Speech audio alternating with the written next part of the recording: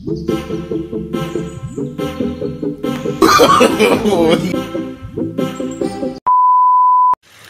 Hello বন্ধুরা, আজকে আবার চলে এলাম একটা ব্লগ ভিডিও নিয়ে।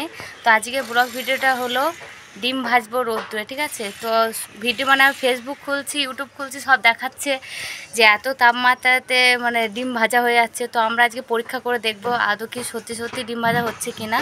তো এখন তাপমাত্রা হচ্ছে কত, 40 ডিগ্রি, যাই হোক। কালকে ছিল 43 ডিগ্রি।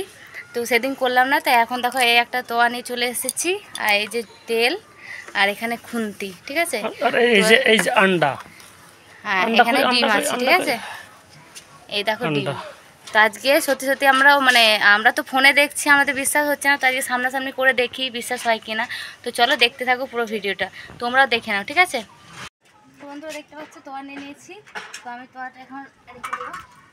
তো বন্ধুরা তোয়াটা আমি দিয়ে দেবো রোদ্দুরে, কিছুক্ষণ থাকবে 10-15 মিনিট। তারপরে আমি তেল দিয়ে পরে 20 মিনিট মতো রেখে দেবো। তো এখন থাক, চলো। তোমার কি মনে হচ্ছে সত্যি সত্যি ডিম ভাজা হবে? ডিম ভাজা মানে ডিম ভেজে অমলেট হয়ে যাবে একদম। তো ও বলছে ডিম ভেজে অমলেট হয়ে যাবে, তো আমার তো বিশ্বাস হচ্ছে না।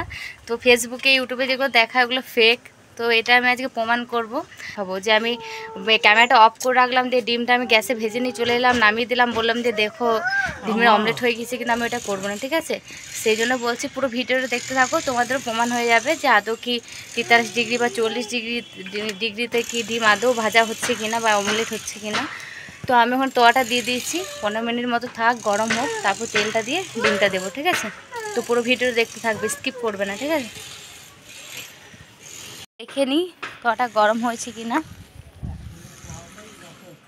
বা ভালোই গরম হয়ে গেছে গো, দেখো। হ্যাঁ ধোয়া উঠবে না, না তুমি এসো, আমি ভিডিও ধরিয়ে এসো।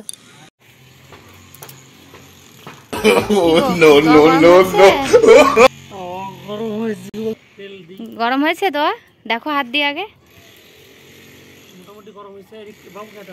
বাবু ওই ছাওয়াতে যাও।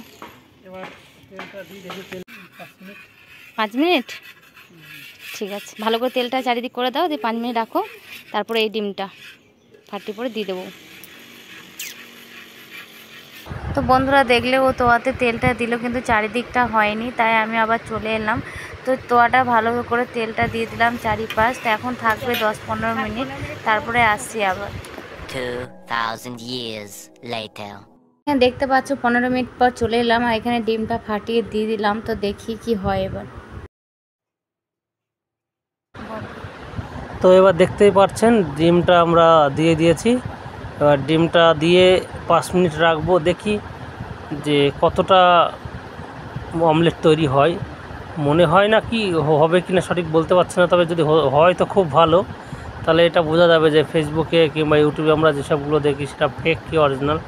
এই যে এখন এই ভো রেখে 5টা মিনিট পরে আবার আপনাদের দেখাচ্ছি। 2000 years. তো বন্ধুরা আমরা 5 মিনিট বলেছিলাম, সেইখানে 30 মিনিট রেখেছিলাম। দেখো এসে পরে দেখছি যে ডিম যেমনকার সেরকমই আছে, ওপরে একটু তেলটা জমাট হয়েছে। তাই কখনোই এই তাপমাত্রাতে একটা ডিম কখনোই অমলেট হয় না। আবার দেখছি ফেসবুকে ইউটিউবে যে এই রোদ্দুরে মাছ ভেজে ফেলছে, কিন্তু এগুলো একেবারে ফেক। কারণ তারা বাড়িতে আগে গ্যাসে তেলটা গরম করে রোদ্দুরে রাখে, তারপর মাছটা দেয়, দেখে মনে হয় যে রোদ্দুরে তাপে তেলটা হয়েছে আর মাছটা ভাজি হচ্ছে, কিন্তু এটা একদমই না। তো আমি এই সব ভিডিওগুলোই তোমাদের সামনে তুলে ধরলাম যে এগুলো সবই ফেক। দেখো ডিমটার ওপরে তেলটা জমাট হয়েছে, কিন্তু অমলেট হয়নি।